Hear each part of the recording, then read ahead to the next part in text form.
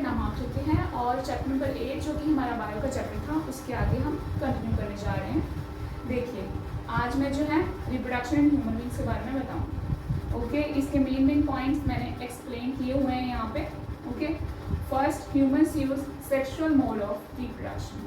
Humans जो हैं, ठीक है, वो sexual mode of reproduction use करते हैं, ठीक है, रिप्रोड्यूस करने के लिए, ठीक है। और second point, in early teenage years का मतलब जैसे 13-14 में जब बच्चा एंटर करता है, ठीक है, जब उसकी बॉडी में चेंजेस आती हैं, ठीक है, उसको क्या बोलते हैं, टीनेज ईयर्स, ठीक है। Human body goes into a new set of changes common in both boys and girls such as skin become oily which will lead to grow pimples etcetera. अब टीनेज ईयर्स में क्या होता है, हमारी body में changes आती हैं, ठीक है, 12, 13, 14 ऐसे एजेस में हमारी बॉडी में चेंजेस आती हैं, ठीक है। कई जो चेंजेस होती हैं बॉयज़ और गर्ल्स में सिमिलर होती हैं, ठीक है, जैसे पिंपल्स का आना, स्किन का ऑयली हो जाना और भी बहुत सारे पॉइंट्स हैं इसमें, ठीक है। और कई जो चेंजेस होती हैं बॉयज़ एंड गर्ल्स में डिफरेंट होती हैं, ठीक है, जैसे मेल्स जो बॉयज़ होते हैं उसमें मॉस्टिचेस आना, ठीक है, गर्ल्स के जो फेस के हेयर्स होते हैं वो भी थिक होने स्टार्ट हो जाते हैं, ठीक है।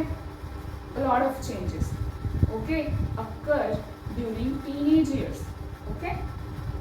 अब इसी चेंजेस को, बॉडी में जो चेंजेस आती हैं ड्यूरिंग टीनेज ईयर्स उसको क्या बोलते हैं, प्यूबर्टी, ठीक है। प्यूबर्टी क्या होती है, puberty is the period of physical development where child's body transforms into an adult body capable of sexual reproduction. अब प्यूबर्टी क्या होती है कि हाँ बच्चे की बॉडी, ठीक है, वो ट्रांसफॉर्म होती है अडल्ट की बॉडी में। अडल्ट की बॉडी में कैसे, अडल्ट की बॉडी क्या होती है, अडल्ट की बॉडी वो होती है जो रिप्रोडक्शन में जा सकती है।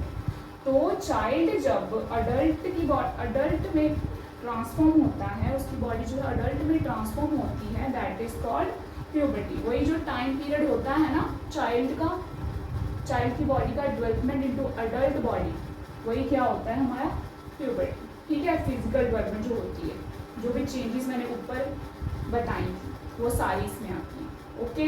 डिफरेंट हार्मोन्स रिलीज होते हैं जो कि इम्पॉर्टेंटली जो है सेक्स हार्मोन्स रिलीज होते हैं मेल्स एंड फीमेल्स में, ठीक है, बॉयज़ और गर्ल्स में।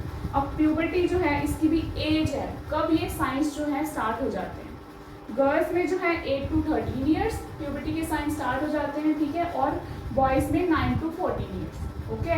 और लास्ट जो है हार्मोन्स रिलीज ड्यूरिंग प्यूबर्टी के ड्यूरिंग कौन से सेक्स हार्मोन्स रिलीज होते हैं मेल्स एंड फीमेल्स में। फर्स्ट टेस्टोस्टेरोन मेल्स में रिलीज होता है, ठीक है, और ईस्ट्रोजन फीमेल में रिलीज होते हैं, ठीक है। आज रिप्रोडक्टिव सिस्टम जो है मैं एक्सप्लेन करूँगी। फर्स्टली मैं आपको मेल रिप्रोडक्टिव पार्ट एक्सप्लेन करूँगी। देखिए मेल रिप्रोडक्टिव सिस्टम में बहुत सारे पार्ट्स इन्वॉल्व होते हैं, उसमें से एक जो है टेस्टिस। अब टेस्टिस का मेन फंक्शन होता है स्पर्म फॉर्मेशन। स्पर्म फॉर्मेशन जो क्या होते हैं, मेल जर्म सेल्स, ठीक है, male germ cells that are called sperms. Sperms क्या होते हैं, मोटाइल होते हैं, मूवेबल होते हैं, ठीक है। और टेस्टिस का क्या काम था कि secretion of testosterone, sex hormones की सिक्रीशन करें ड्यूरिंग प्यूबर्टी, ओके। अब टेस्टिस में क्या हुआ, स्पर्म फॉर्मेशन हो गई, स्पर्म की फॉर्मेशन हो गई, अब उसको डिलीवर करना है आगे। देखिए कैसे करना है।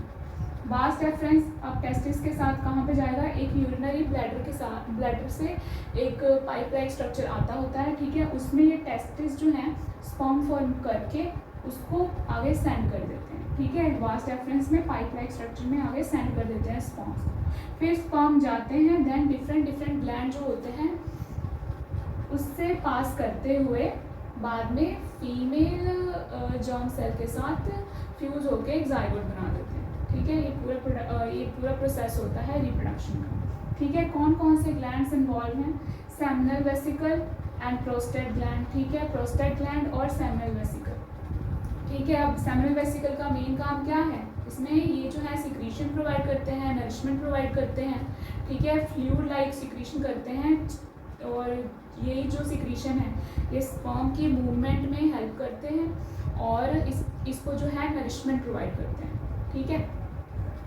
देखिए रिप्रोडक्टिव सिस्टम का सेकंड पार्ट जो है human female reproductive system. Human female reproductive system में कैसे है, देखिए इसके भी डिफरेंट पार्ट्स हैं, इन्वॉल्व होते हैं जो कि रिप्रोडक्शन में हेल्प करते हैं। ठीक है, इसमें जो है ओवरी जो है यहाँ पे वो किस चीज़ में हेल्प करते हैं, वो जो है एग जो है फीमेल जर्म सेल्स उसको प्रोड्यूस करने में हेल्प करती है। ठीक है, ओवरी।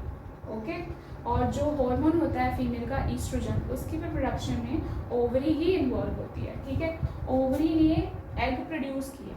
ठीक है, अब एग जो है ओविडक्ट के थ्रू किस में जाएंगे, यूट्रस, यूट्रस में जाएंगे। ओके, हर एक मंथ जो है एक एग जो है रिलीज होता है आफ्टर मैच्योरिटी। ठीक है, आफ्टर प्यूबर्टी। ठीक है, गर्ल्स में जो है मेंस्ट्रुएशन होती है, अगर फर्टिलाइजेशन नहीं हुई है तो as it is blood flow कर जाएगा, बट अगर फर्टिलाइजेशन हुई है तो मेंस्ट्रुएशन रुक जाएगी। ओके, और इसमें क्या होता है कि ये जो है ओविडक्ट जिसको हम फ्लोपियन ट्यूब कहते हैं, ये दोनों जाके एक पाउच लाइक, एक बैग लाइक स्ट्रक्चर बनाते हैं जिसको हम बोलते हैं यूट्रस। फिर वो आगे जाके ओपन होता है सर्विक्स में, देन टू वजाइना। स्पर्म जो होता है वजाइनल पैसेज से आता है एंड देन एग के साथ फ्यूज होता है, then it will form zygote. अब जाइगोट जो है फिर ग्रोथ के बाद एम्ब्रियो में फॉर्म होता है। एम्ब्रियो जैसे जैसे जैसे उसको नरिशमेंट प्रोवाइड होती है, ठीक है, मदर से कैसे उसे नरिशमेंट प्रोवाइड होती है एम्ब्रियो को। ठीक है, एक बेबी बनने तक कैसे नरिशमेंट प्रोवाइड होती है, प्लेसेंटा होता है। ठीक है, एक स्पेशलाइज्ड टिश्यू होता है। ठीक है, वही जो है पैसेज की तरह काम करता है, जो कि ग्लूकोज ब्लड जितना भी होता है मदर की बॉडी में वो उसको पास करता है बेबी को। तो ऐसे जो है उसकी ग्रोथ होती है एक एम्ब्रियो की into the baby. That's it. एक और क्वेश्चन है आपकी बुक में, अगर फर्टिलाइजेशन जो है नहीं हुई तो क्या होगा।